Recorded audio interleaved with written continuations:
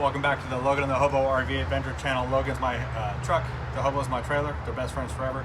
Today I'm going to talk about gas struts and how to replace any gas struts you might have on your RV. Logan and the Hobo, best friends forever. So I'm talking about gas struts. This is what I'm talking about. It's a little strut or piston, what have you, that keeps, usually you find them on the bed. You open up the bed, it keeps the bed propped open. We also have one on our door.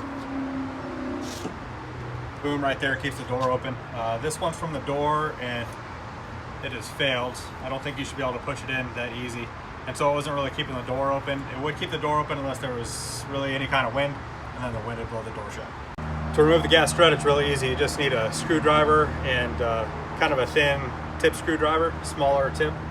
And there's a clip here on each, there's each end of the spring. And it's open. It's open, it's got a metal clip right there. And so it attaches onto the little ball that's mounted wherever you're mounting it on each end, and then that little clip holds it in place. So all you need to do to remove it is to get the screwdriver underneath, whoops, get the screwdriver underneath this clip, pop this clip up, and it comes right off. And then to put it on, you just make sure the clip's in place and it just pops right on. I'll show you.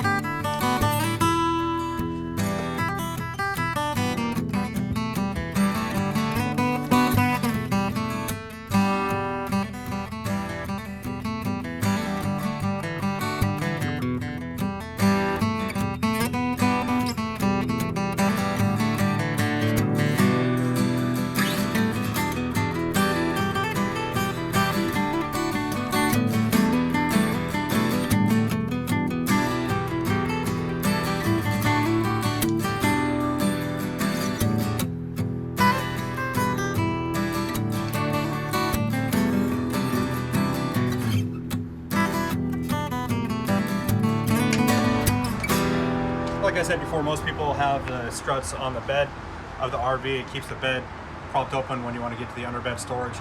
And ours, they're not worn out for the under the bed, but with the mattress and the master's topper on, it's too heavy. And so the struts that they have on wouldn't keep the bed up. So we need to replace those. And then for the door, like I already mentioned, the wind would blow the door shut. It was worn out. So I'm just replacing that now. All these have parts numbers on them. That's how I could find it. And I tried the local auto parts store to see if I could just get a replacement right there. And the only way they could look it up was for a car. So obviously I don't know what car these would come off of, if any. And so I couldn't find it at AutoZone, but I was able to get the part numbers off of the springs themselves. And then I searched those part numbers on the internet and I found all the parts.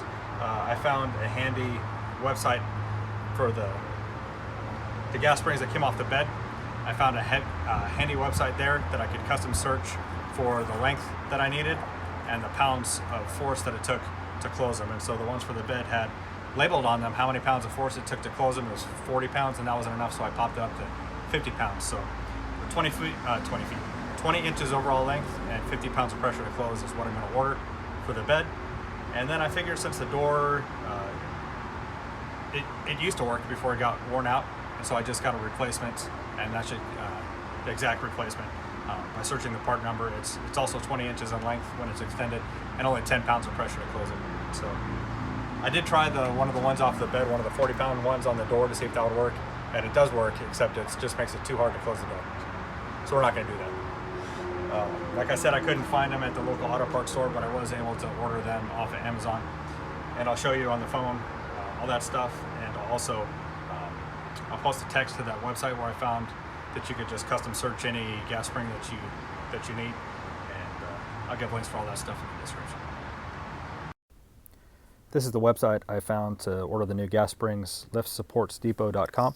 It's fantastic because you can custom search the criteria you need. So the first thing I'm going to do is plug in the length, 20 inches. And then I'm going to plug in the amount of force that I need to close it. For the bed, it's going to be 50 pounds. So plug that in.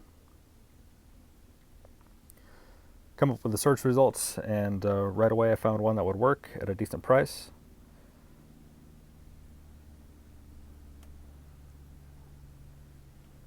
Just copy that part number. Once I copy that part number, I'm going to paste it into Amazon, and we'll see what comes up.